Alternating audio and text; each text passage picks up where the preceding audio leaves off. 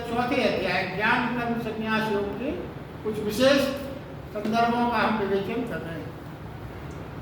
इस क्रम को आगे बढ़ाते हुए भगवान कहते हैं, हे अर्जुन, जो मेरे को जैसा भजता है मैं भी उनको वैसे ही भजता। अब ये सूत्र सुनने में बड़ा आश्चर्य लगता है कि हम भजते हैं, यहाँ तक तो ठीक है, और भगवान कहते हैं मैं भी वैसे ही भजता हूँ। तो क्या भगवान भी हमको भजते हैं?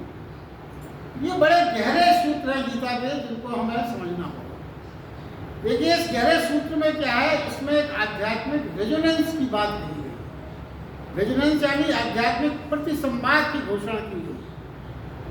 प्रतिसंवाद से मतलब ये है, आगे ये समझ में आएगा कि जिसको हम रेजोनेंस का, जैसे पहाड़ पर हम कोई चीज बोलते हैं तो वैसे ही कि वैसे उससे भी अधिक ध्वनि के साथ वो हमारे समक्ष लौट के थोड़ी देर बाद पहुंचते। तो ये जो सिद्धांत है प्रतिसंवाद का, यही सिद्धांत की यहाँ पे भगवद गीता में भगवान ने चर्चा की।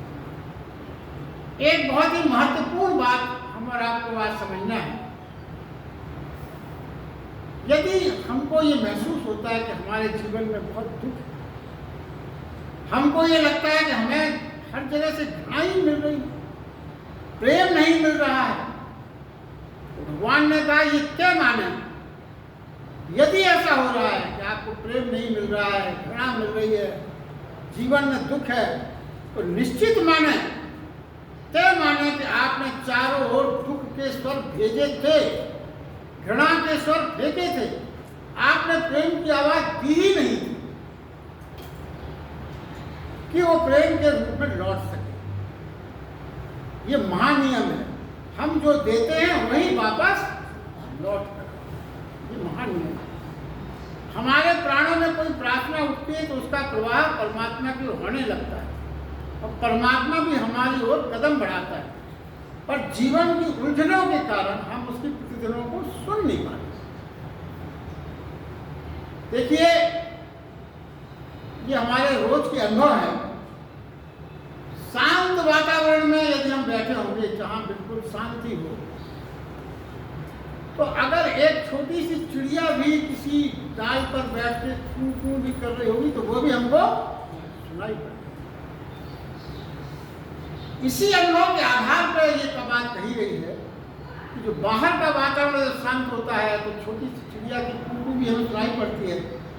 अगर हमारे भीतर तूफान होगा, कोलाहल होगा, शांति के झंझावत चल रहे होंगे, तूफान की आंधियां चल रही होंगी, तो उस शोरगुल के कारण, वो जो शोरगुल आपके अंदर है हमारे, उसके कारण जो परमात्मा की प्रतिध्वनि जो हमको मार्गदर्शन देने के लिए गुंजित होती है, उस गुंजन को हम पकड़ नहीं पाएंगे, सुन।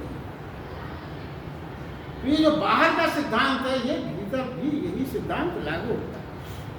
हम अपने अस्तित्व के चारों ओर अपने प्राणों से जो प्रतिध्वनि करते हैं, वही अनंत गुना होकर वापस लौटाते हैं। ये समझने की बात है। देखिए, मूलतः सिद्धांत ये है, जगत को जैसा आप जैसा मानेंगे, जगत को आपने पदार्थ माना तो पदार्थ मालूम पड़ने लगेगा, और जगत को आपने परमात्मा माना तो वो परमात्मा माना। ये मूल सिद्धांत है। जैसी दृष्टि वैसी सृष्टि। तो ये हमारे आपके ऊपर, हम पदार्थों से घिरे होकर परमात्मा की दर्शन नहीं हो रहा है, परमात्मा नहीं सुन रहा, तो संभव नहीं, नियम ही नहीं। आपको सृष्टि को परमात्मा की दृष्टि से देखना पड़ेगा। तो ये कुछ मूल सिद्धांत है। अब भगवान ये कहते हैं, देखिए, भगवान ने जो बात कही कि परम शक्ति या मोक्ष के लिए, जो कई बार अपन ने पिछले अध्याय में चर्चा में किया है कि प्राणी का पूर्णतः कामना मुक्त होना आवश्यक है, जभी मोक्ष का सिद्धांत या मोक्ष घटित होगा। मोक्ष मांगने से नहीं मिलता। हम और आप कोई ये कहते हैं मोक्ष दे दे प्रभु, मोक्ष न करे। मोक्ष तो एक स्वाभाविक घटित होने वाली घटना है, जो किस पर आधारित है। आपके जब कामना मुक्त आप हो जाओगे, पूरे अंदर से किसी प्रकार की कोई कामना शेष नहीं, सीधा सा सिद्धांत है। कई बार आपने सोचा, जीवात्मा के ऊपर यदि कामनाओं के आच्छादन रहेगा तो कुछ कामना पूर्ति के लिए हमें क्या चाहिए? समय चाहिए। समय चाहिए तो जीवन चाहिए। इसी यही पुनर्जन्म का सिद्धांत है। तो फिर जब पुनर्जन्म होगा, समय चाहिए, तो फिर मोक्ष का सिद्धांत अपने आप ही हट जाएगा। तो अगर मोक्ष आपको चाहिए तो कामना मुक्त जीवन होना परम आवश्यक बताया जाए।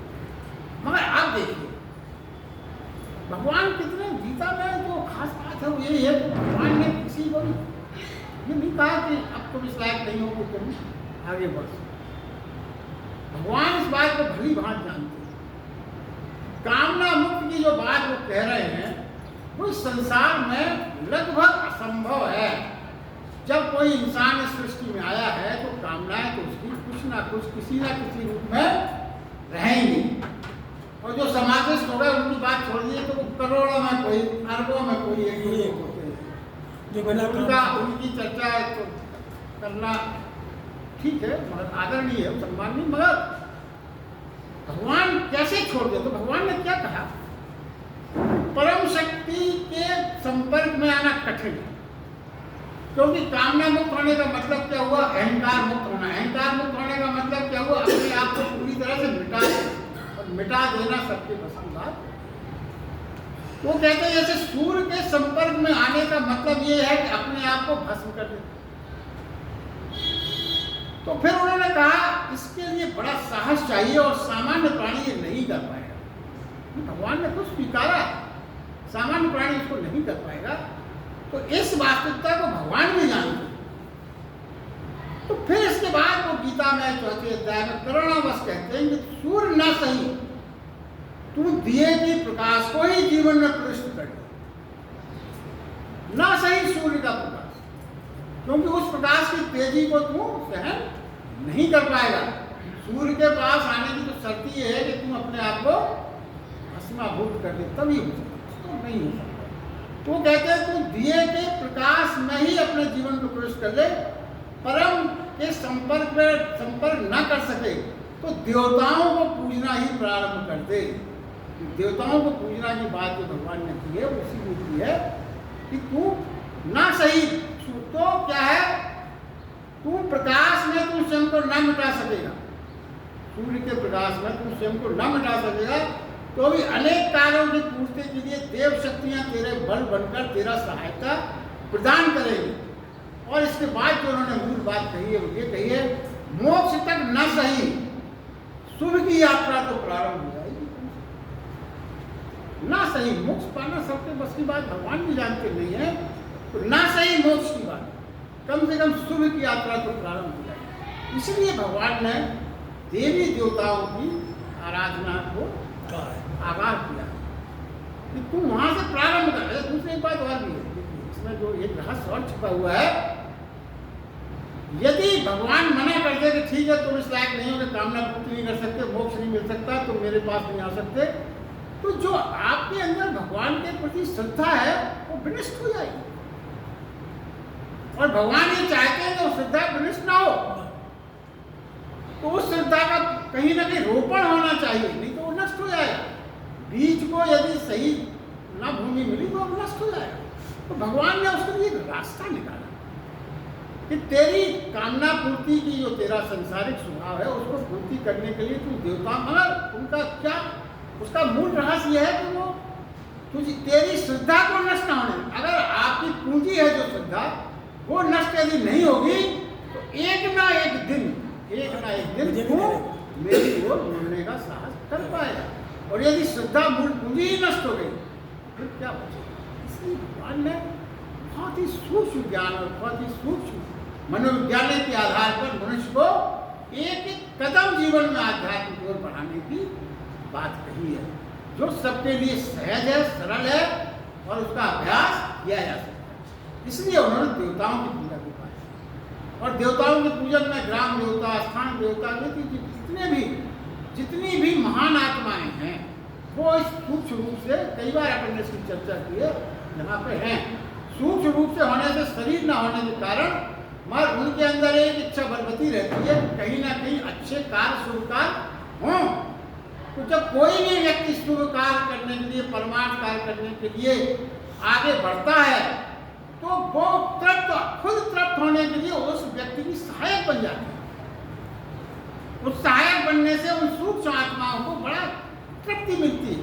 और हमको क्या मिलता है? हमको बल मिलता है। इसलिए आप देखिए, कभी किसी शुभ कार्य के लिए जो हम संकल्प लेते हैं, तो जो अपनी वास्तविक शक्ति का हम आकलन पहले करते थे, उससे कई गुने शक्ति का हमें आभास होता है। इवन विवाह शादी में भी जब हम अपनी बिटिया की शादी या कहीं किसी ऐसे कार्यक्रम में या किसी कार्यक्रम में या कोई अपन 51 कुंडली 24 कुंडली कोई भी ऐसा यज्ञ या कोई भी शुभ कार्य पुण्य कार्य किसी भी रूप में हो, या भंडारे के रूप में हो, हनुमान पूजा कोई भी हो, जब आप कोई कार्य अपने हाथ में लेते हैं तो कई दिन तक आप लगे रहते हो और आपको थकान महसूस नहीं होती। क्यों?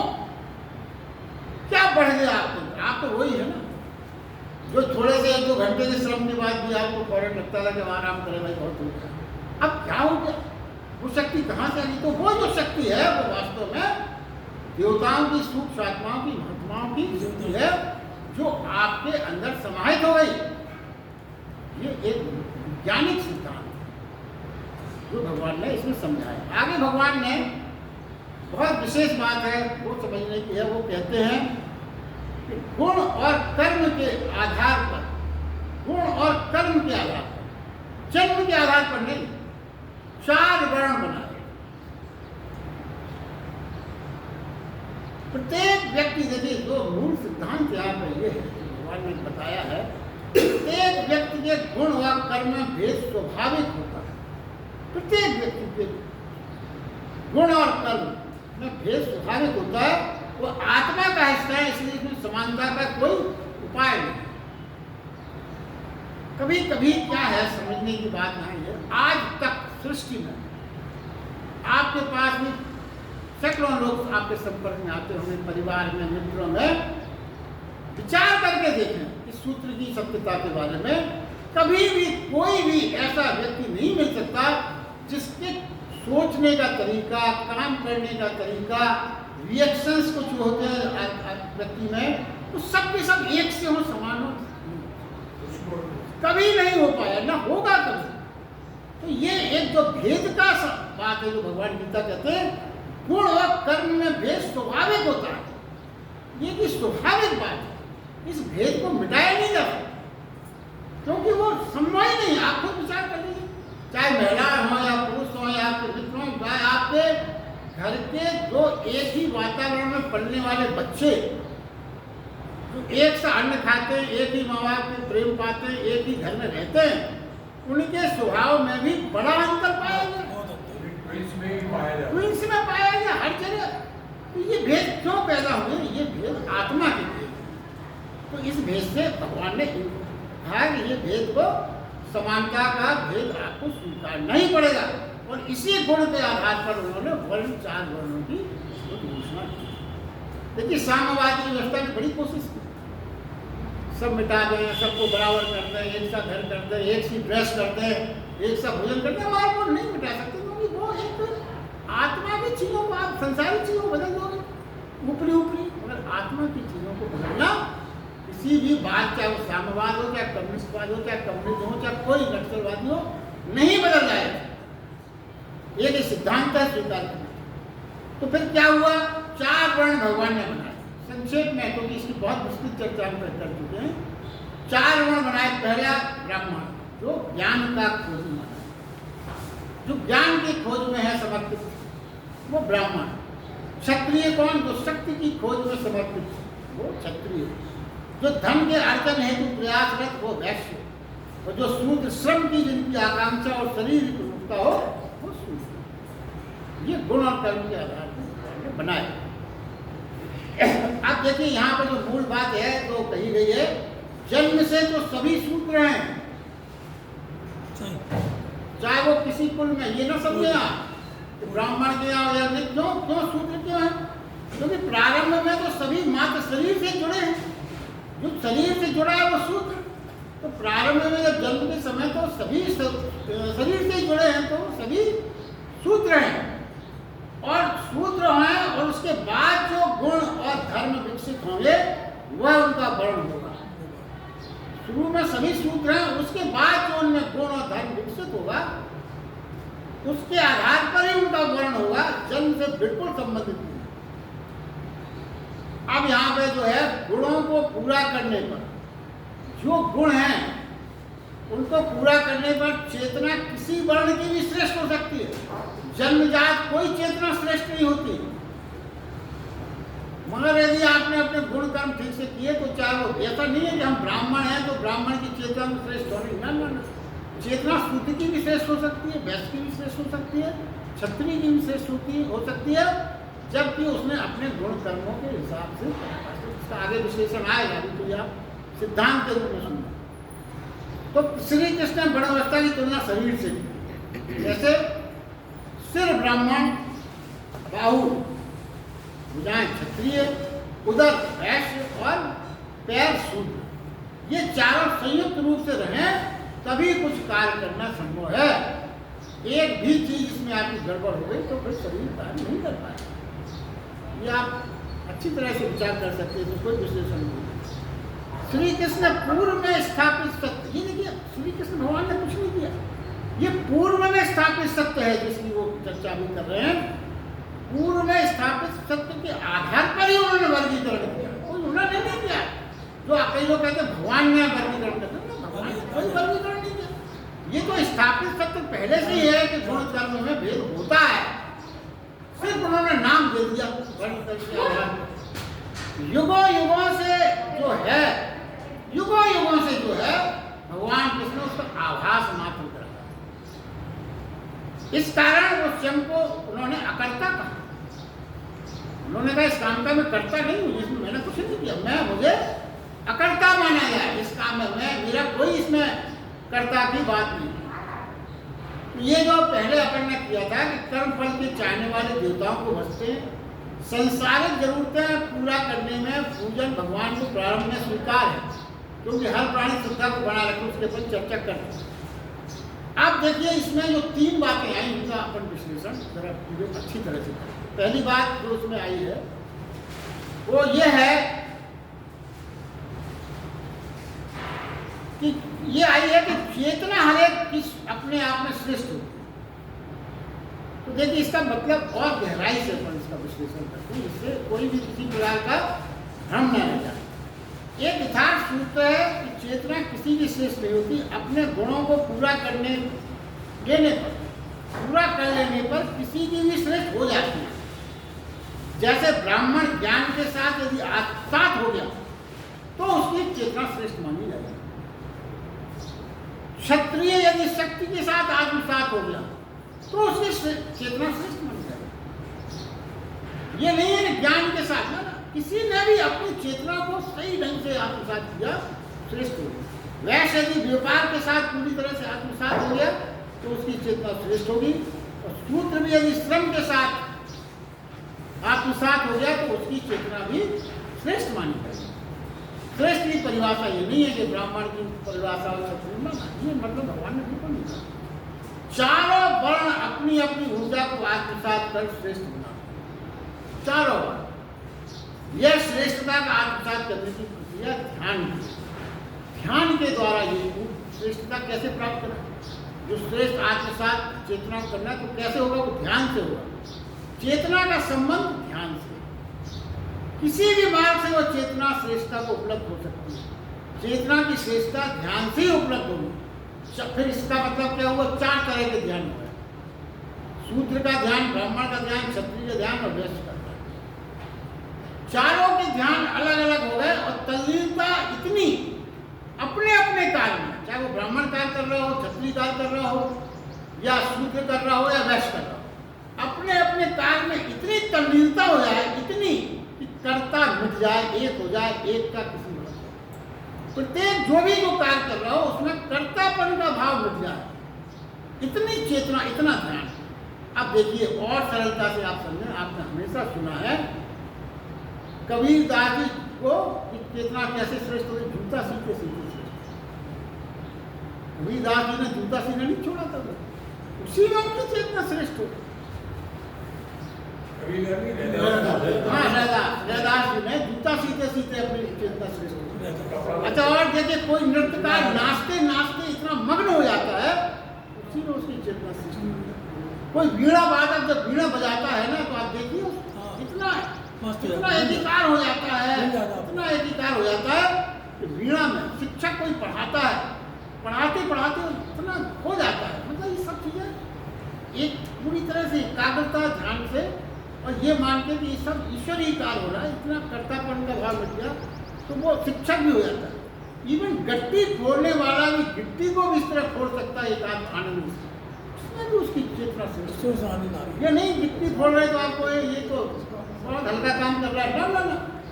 यदि वो गिट्टी भी वहां से फोड़ रहा है कि भगवान का दिया हुआ कार्य कर रहा हूँ, मस्ती में है, देखिए आप, वो उसकी चेतना में ये सूचना जीवन। तो क्या ये ध्यान जहां भी आ जाए वहीं पर श्रेष्ठ चेतना की उपलब्धि हो जाए। ये ध्यान जहां भी लग जाए, चेतना की श्रेष्ठता का वर्ण पर निर्भर नहीं है। चेतना की श्रेष्ठता ध्यान पर निर्भर है। चेतना की श्रेष्ठता का संबंध ध्यान से। जो चेतना ध्यान को उपलब्ध हो जाए किसी भी मार्ग से, वह चेतना श्रेष्ठता है। और ध्यान का अर्थ क्या है? चेतना ध्यान से मतलब ध्यान का अर्थ क्या हुआ? इतनी तल्लीनता कार्य में, इतनी तल्लीनता कि कर्ता का भाव भीतर से मिट जाए, और यही तो ध्यान है। कर्ता का भाव अगर भीतर से मिट गया तभी तो ध्यान है। तो गिट्टी फोड़ने में भी अगर आपका ये ध्यान मिट गया, मैं अगर आप हो, देखिए गिट्टी फोड़ने में दो तरह के लोग होते हैं। ये कहानी थी, ये फोड़ रहा है, किस्मत टूटी है, क्या करें, बात कर रहे हैं, गिट्टी फोड़ रहे हैं, इसका मतलब आप हाँ। और यदि आप कार्य को भगवान को दिया हुआ कार्य मान रहे हैं, और गिट्टी भी भगवान की है, हम भी भगवान के हैं, कर भी भगवान रहा है, करा भी भगवान रहा है, तो भजन हो गया। भजन हो, फिर वो गिट्टी फोड़ना नहीं रहा। इसी चेतना की भगवान बात है। और आज देखिए, आज बड़ा दुर्भाग्य है कि आज कई लोग भगवान कृष्ण को जातिगत व्यवस्था बनाने का दोषी मानते हैं। ये जातिगत व्यवस्था भगवान कृष्ण बनाए, समाज को विकृत कर दिया, ऐसा मानते हैं। तो एक सिद्धांत और सूत्र समझ लें कि दुनिया में जब भी सत्य जीवन के सिद्धांत पर प्रकट होता है तो उसका दुरुपयोग किया गया। जब भी कोई सत्य जीवन में प्रकट किया गया तो कई लोगों ने उसका दुरुपयोग किया। इस पर से इससे दुरुपयोग करने से वो सिद्धांत गलत नहीं हो जाता। अब आप देखिए, आपके सामने स्पष्ट उदाहरण है, एटमी शक्ति जिस वैज्ञानिक ने बनाई थी, वो मनुष्य के जीवन को एक बहुत बड़ी शक्ति देने के लिए बनाई थी, जिससे उसके जीवन में बहुत से कार्य बहुत सुविधा से हो सके। वो कल्याण का भाव था, सुविधा का भाव था, मगर उसका दुरुपयोग किया और वो बम के रूप में आ गया। तो वो एटमी शक्ति बनाने वाले का उसमें कोई दोष नहीं है, उसने तो अपना काम अपने ढंग से किया था। हमने उसका उस सत्य के सिद्धांत का दूसरों ने दुरुपयोग किया, विनाशकारी कार्य। इसी प्रकार कृष्ण ने जो सिद्धांत स्थापित किया वो सत्य के आधार पर था, उसका दुरुपयोग हम और आपने किया समाज में। उसमें भगवान कृष्ण को दोष देना उचित नहीं है। ये दुरुपयोग हमने उसकी आड़ लेके अपनी श्रेष्ठता, अपने दूसरों की निकृष्टता, ये हमने स्थापित की। भगवान ने कहीं नहीं कहा कि किसी को आप किसी आधार पर भी श्रेष्ठ मानो, किसी आधार पर निकृष्ट, कुछ है ही नहीं। हर काम भगवान का है कि निकृष्टता ये है। और देखिए, जीवन में यदि अपन बहुत करीब से देखें तो जीवन के सत्य के आधार पर ही बनाकर असत्य चलता है। जीवन के सत्य को आधार, अगर आप देखें कोई व्यक्ति यदि कोर्ट में या कहीं भी झूठ भी बोल रहा हो ना, तो वो कसम क्या खाया, मैं तो सच कह रहा हूँ, मैं सत्य कह रहा हूँ, भले ही वो असत्य बोल रहा है। मतलब जीवन में असत्य भी सत्य को आधार को बना के चलता है। कोई भी बेईमानी होती है उसमें बंटवारा बड़ी ईमानदारी से किया जाता है। चोरी भी बेईमानी करेंगे, ठगी करेंगे, कोई ग्रुप होगा, मगर जब आपस में बांटेंगे बड़ी ईमानदारी दिखाई जाएगी। तो देखिए, कहीं ना कहीं ये सत्यापित सत्य है, असत्य भी सत्य का आधार लेके चलता है, बेईमानी भी ईमानदारी के आधार लेके ही, ये हमें समझना होगा। और गुण का पता कब चलता है? जब गुण तो एक बीज के रूप में, जो वो कर्म से जुड़ता है तो वृक्ष के रूप में, जब उसका कौन सा गुण किसमें छिपा है इसका पता चलेगा जब वो बीज रूपी गुण कर्म से लेके वृक्ष का रूप धारण करेगा, जब ही ये पता चलता है किसमें कौन सा गुण छिपा हुआ है। आप देखिए, भगवान कृष्ण ने एक बात जो अभी अपन ने कही थी, भगवान ये कहते हैं कि चूंकि ये जो कुछ भी मैंने वर्गीकरण किया स्थापित सिद्धांतों के आधार पर किया, इसलिए मैं अकर्ता हूं, मुझे इसका कर्ता न माना जाए। तो वो कहते हैं कि अकर्ता चारों वर्ण के गुणधर्म के अनुसार रचना करते हुए मैं अकर्ता रहता हूं। स्पष्ट करें कि कर्म करने पर भी अकर्ता कैसे रह गए भगवान, क्यों कहा? हर चीज के बारे में भगवत गीता में जो चीजें आई हैं, अगर आप उसको गहराई से समझेंगे तो बहुत आनंद आता है। देखिए कृष्ण भगवान ये वचन करते हुए कहते हैं कि मैं अकर्ता हूं, बहुत गहरे से समझ नहीं होगी क्यों उन्होंने अपने को अकर्ता। एक सूत्र बहुत महत्वपूर्ण है, कर्म, जो भी कर्म हम करते हैं अपने आप में कर्ता का भाव का जन्मदाता नहीं। कोई भी काम हम करते हैं तो एक तो होता है मैं कर रहा हूं और एक होता है हो रहा है। तो आप किसी भी कर्म के अपने आप में कर्ता के भाव के जन्मदाता नहीं है। इसको आगे आप और सरलता से समझ में आएगा। देखिए क्या कहते हैं, भीतर, आपके भीतर जब अहंकार होता है तो कर्ता भाव में, जब अहंकार होता है कर्ता भाव में मौजूद होता है तो वो आपके कर्म पर सवारी करने लगता है और कर्ता बनता है। आपके अंदर एक कर्ता अहंकार रहता है तो आपने जो भी कर्म किए तो वो अहंकार उस कर्म पर हावी हो जाता है, सवारी करने लगता है और ये घोषित कर देता है कि मैंने किया। तो जो मैंने है वो कहाँ से है, वो आपके अहंकार से है। तो वो कर्ता बन बैठा, वो वास्तव में कर्ता नहीं है, वो अहंकार ने उसको कर्ता बना लिया। हम चाहें तो कर्म करते हुए भी अकर्ता हो सकते, हम चाहें तो हम कर्म करते हो, क्योंकि कर्म कर्ता का निर्माता नहीं। जो भी आपके कर्म कर्ता का निर्माता नहीं, कर्ता का निर्माता कौन है? आपके अंदर छिपा अहंकार। कर्म का कर्ता से कुछ लेना नहीं, इसलिए हम कर्म करते हुए भी अकर्ता हो सकते हैं यदि हम अपने अहंकार को उससे ना जोड़ें। देखिए मैं कर रहा हूं ये कर्ता बोध है, मैं कर रहा हूं ये कर्ता बोध हो गया, मैं मतलब अहंकार आ गया, और सब हो रहा है ये कर्ता बोध। बड़ा सरल है समझना। आप ये समझे सब हो रहा है, प्रभु सब हो रहा है तो कर्ता बोध फिर नहीं लगा। और अगर मैं कर रहा हूं तो कर्ता बोध है। अब देखिए भगवान ने जो बात कही और उसको सरलता से समझने, इन चीज़ों को थोड़ा समझने में बार बार चीज़ों से समझने की। देखिए मैं क्या हूँ, मैं कौन हूँ, ये बाद में समझिए, बड़ी कठिनाई वाली बात छोड़ो इसको। वो क्या कहते हैं, बस एक आभास ही कर लो कि मैं शरीर तो नहीं, इतना ही आप दिमाग में लाओ। क्या हूँ, कौन हूँ, कैसा हूँ, कहाँ से आया हूँ, छोड़ो, इसकी चर्चा बाद में समझेंगे। एक चीज भर आप दिमाग में इस समय बैठा लें, ये चीज समझ में की है कि मैं कम से कम शरीर तो नहीं, यानी मैं अलग और शरीर अलग। अब ये समझना कि इसी गीता के बाद आपके लिए कठिन नहीं होना चाहिए।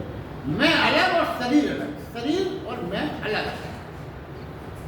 अब देखिए और सरलता से इसको समझें। जैसे आप चल रहे हैं, वॉकिंग चल रही है आप, तो चलने की क्रिया घटित, आप चल रहे हैं, पैदल हम चल रहे हैं। चेतन के कर्म को गौर से देखें, भीतर कहीं चलने वाले को नहीं पाएंगे। आपके भीतर अब नहीं चल रहा, शरीर चल रहा है, मगर एक भीतर जो आपके, अगर आपका शरीर, पहले आप कल्पना की आपने कि मैं और शरीर अलग अलग, तो शरीर चल रहा है, मैं का चलने से कोई संबंध नहीं, वो तो स्थिर है।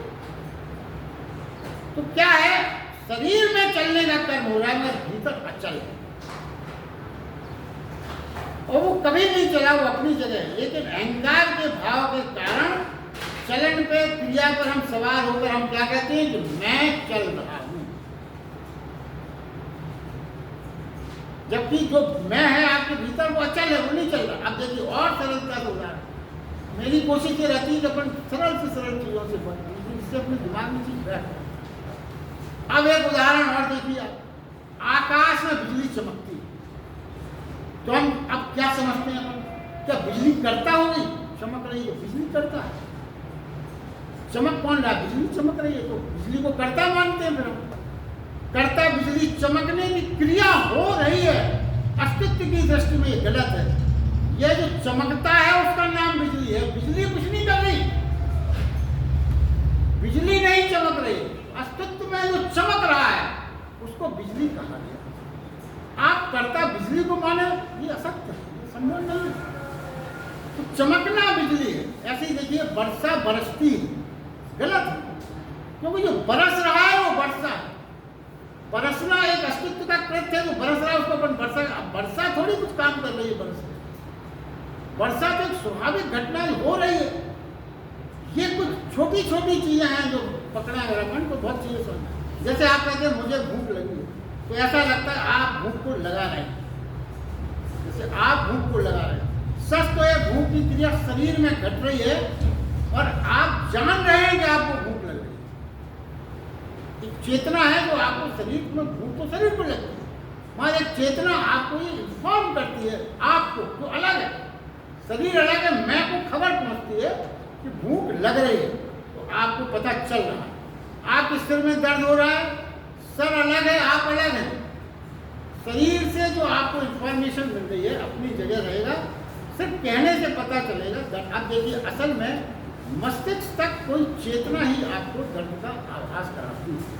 शरीर के दर्द को एक चेतना, अगर वो चेतना आपके मस्तिष्क तक न पहुंचे, जैसे बेहोश कर दिया जाता पूरा शरीर, डॉक्टर काट देता, आपको पता नहीं चलता, तो शरीर तो कट रहा, क्या हो गया सर, क्या हो गया? सिर्फ इतना हो गया कि वो जो चेतना जो आपकी उस कटिंग की, जो शरीर के दर्द की मस्तिष्क को जो खबर देती थी, वो चेतना का माध्यम बंद कर दिया गया, मूर्छित कर दिए गया। तो इसका शरीर में दर्द होना थोड़ी खत्म हो गया, वो तो उसी ढंग से कट रहा है जैसे कट रहा था। तो ये अब क्या है, ये पता ना चला, चेतना मात्र ज्ञाता है, जानने वाला है, दर्शक है, यानी ये साक्षी भाव है। वो दर्द होने को सिर्फ हर क्रिया का भीतर कर्ता नहीं है। कर्ता होना हमारा भ्रम है, परमात्मा को ये भ्रम नहीं हो सकता। कर्ता होना हमारा भ्रम है, हमें हो सकता है कि हम भ्रमित हो सकते हैं कि हम कर रहे हैं, मगर परमात्मा को ये भ्रम नहीं हो सकता। इसलिए भगवान कृष्ण ने कहा कि सब करते हुए भी मैं करता हूँ, क्योंकि ये भ्रम भगवान को संभव नहीं है। क्रिया सब भीतर है, चेतना की बात है। तो सूत्र ये है, देखिए साधक यदि चाहे तो धीरे धीरे अकर्ता होता चले, धीरे धीरे साधक ये महसूस करता चले कि मैं अकर्ता हूँ, मेरे अंदर ये भाव नहीं, साक्षी बनना चाहता है। साक्षी, एक दिन ऐसा बोध आ जाएगा कि मात्र जानने वाला ही बचे। देखिए एक बात और है, आपने एक सूत्र ये बताया गया कि आपकी चेतना ने ये बताया आपको, खबर दी, आप मूर्छित हो गए तो आपको पता नहीं चला। मगर एक समाधिस्थ की स्थिति ऐसी होती है जहाँ बिना बेहोश किए भी साधक में इतनी शक्ति आ जाती है कि वो सारे दर्द को मस्तिष्क तक पहुँचने में रोक समाधि, यही समाधि। समाधिस्थ व्यक्ति को ना तो भूख का पता चलता है, ना कोई किसी चीज का कुछ पता नहीं चलता, ना दर्द का, चीटियाँ घर बना लेती हैं, तमाम तरह के कुछ पता नहीं चलता। क्यों? क्योंकि वो शरीर में सारी होने वाली घटित को मस्तिष्क तक पहुँचने में उसकी चेतना से अवरोध हो जाता है, कोई मूर्छित नहीं होता वो।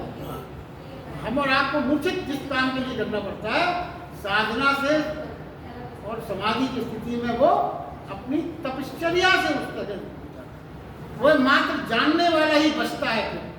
उस क्षण समाधि फलित होती है, जीवन का परम सौभाग्य का क्षण है, जहाँ जन्मों से पहुंचने की आकांक्षा वो मंदिर रूप में, यही समाधि की यात्रा का बात करी गई।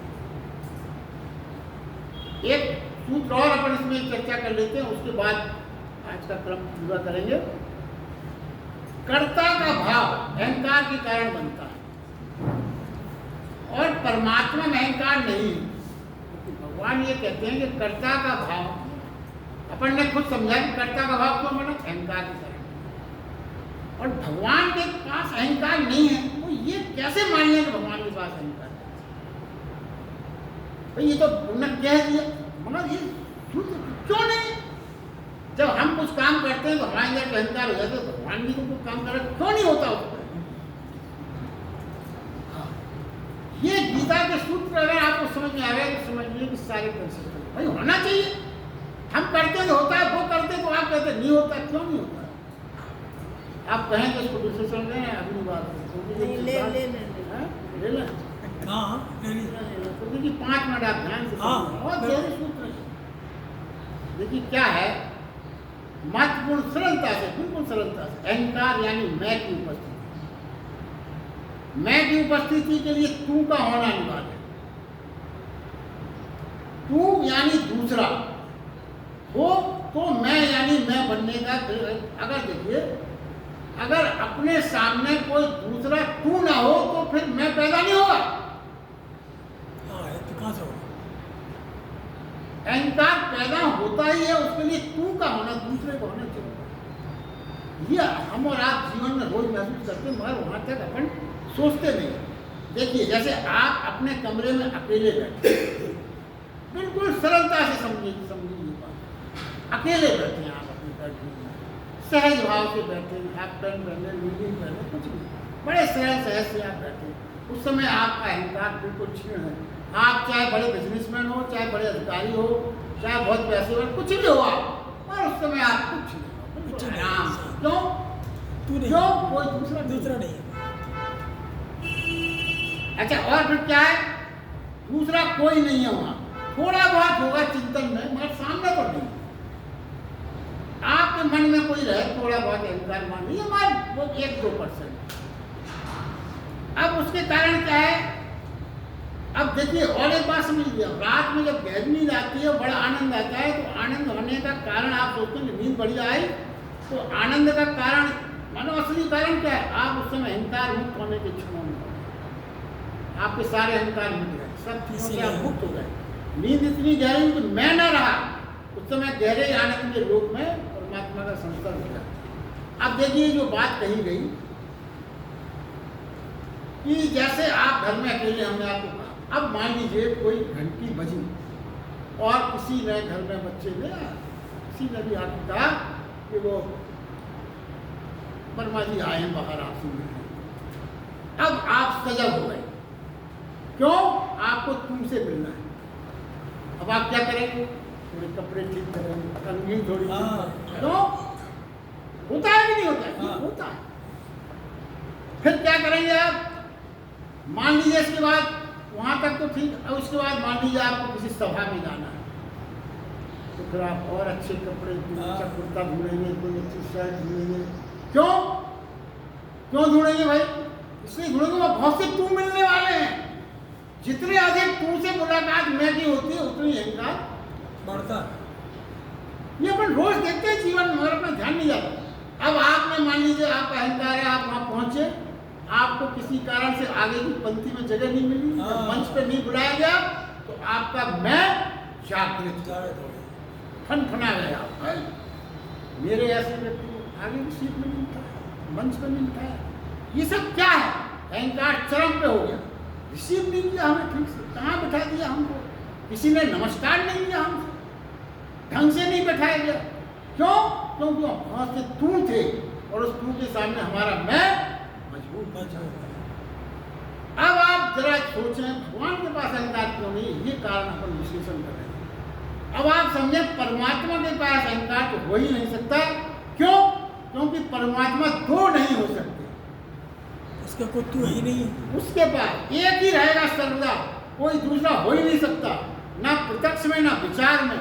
तो अहंकार अकेला हो ही नहीं सकता, इसलिए परमात्मा में अहंकार नहीं होता और ना कभी हो सकता अकेले, क्योंकि वो अकेला, कोई तू उसको न मिलना है, ना मिलेगा, ना हो सकता है, ना कुछ नहीं। इसलिए अहंकार की कोई संभावना ही नहीं है। परम आनंद की स्थिति हो गई उनकी, वह आनंदित होना चाहते हैं। मात्र एक ही उपाय है कि आप अपने अहंकार को मिटाते चले। जितना कम अहंकार होगा, उतना ही अधिक आनंद, सरलता, सहजता में। ये जो भगवान के लिए कहा गया, तो भगवान में अहंकार क्यों नहीं होता, इसका बहुत सरलता से देखिए। अगर आपको वास्तविक आध्यात्मिक आनंद है ना, हर सूत्र के गहराई होता है, और उसको आज जो जी रहे हैं उसमें हमने, चलिए आज के लिए बस इतना। इसलिए एकांत में रहना चाहिए, एकांत में रह के